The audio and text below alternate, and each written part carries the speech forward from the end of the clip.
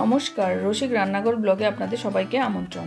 আজ আমি আপনাদের সামনে নিয়ে এসেছি পার্শে মাছ দিয়ে একদম আলাদা স্বাদের জলপাইয়ের ঝোল। শুনলেই জিভে জল আসবে। আশা করি আপনাদের ভালো লাগবে। আপনারা পুরো রেসিপি দেখার জন্য আমার পাশে থাকুন।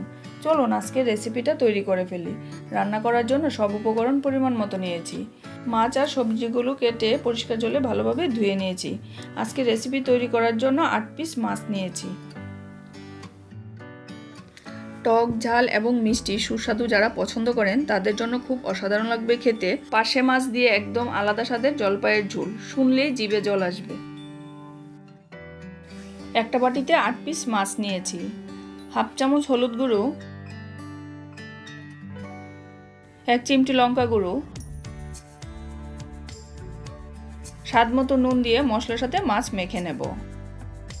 মাছগুলো ভালো করে মাখতে হবে যেন সব মশলা একসাথে মাছের গায়ে মিশে যায়। মাছ মাখানো হয়ে গেছে। চুলার আঁচ অন করে দিয়েছি। প্যান গরম হয়ে গেছে। প্যানে 3 চামচ তেল দিয়ে দেব।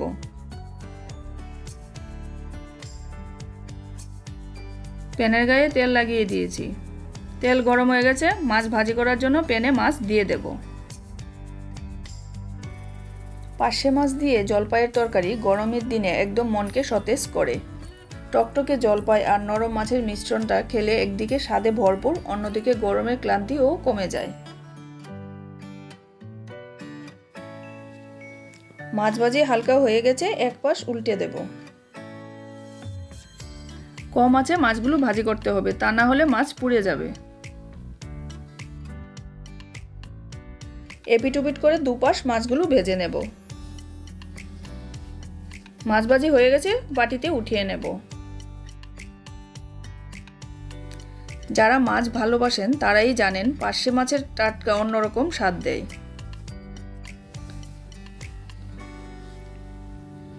হাফ চামচ রসুন বাটা, হাফ চামচ হলুদ গুঁড়ো, হাফ চামচ লঙ্কা গুঁড়ো, স্বাদ মতো নুন। কিছু সময় নাড়িয়ে মশলা কষিয়ে নিতে হবে।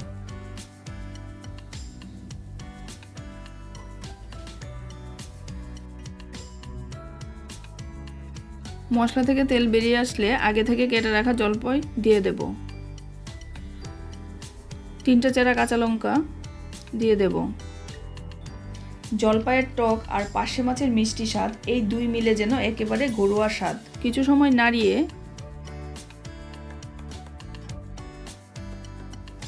জলপাই সিদ্ধ হওয়ার জন্য পরিমাণ মতো জল দিয়ে দেব।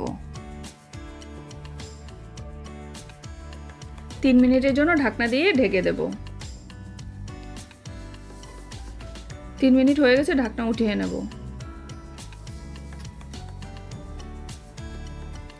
জলপাই সিদ্ধ হয়ে গেছে। কিছু সময় নাড়িয়ে আগে থেকে ভেজে রাখা মাছগুলো দিয়ে দেব।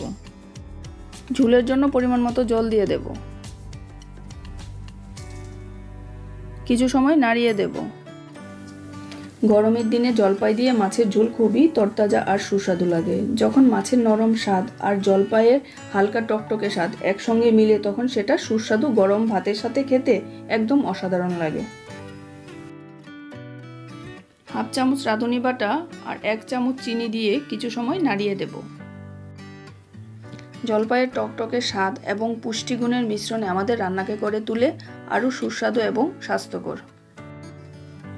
জলপাই ভালো করে গলিয়ে নিলে ঝালের স্বাদ আরও বেশি গভীর হয়।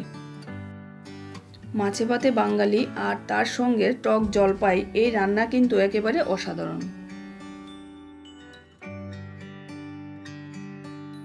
এমন বাঙালি স্বাদের রান্না পেতে সাবস্ক্রাইব করতে ভুলবেন না।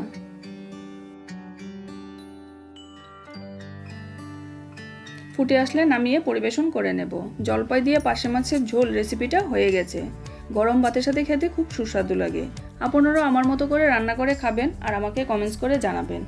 আমার রেসিপিটা ভালো লাগলে লাইক, শেয়ার, সাবস্ক্রাইব করতে ভুলবেন না, যাতে করে আমি আপনাদের কাছে নিত্য নতুন রেসিপি নিয়ে আসতে পারি। যারা এখনও আমার চ্যানেলটাকে সাবস্ক্রাইব করেনি তারা আমাকে সাবস্ক্রাইব করে দেবেন, আর যারা সাবস্ক্রাইব করে নিয়েছেন তাদেরকে অসংখ্য ধন্যবাদ।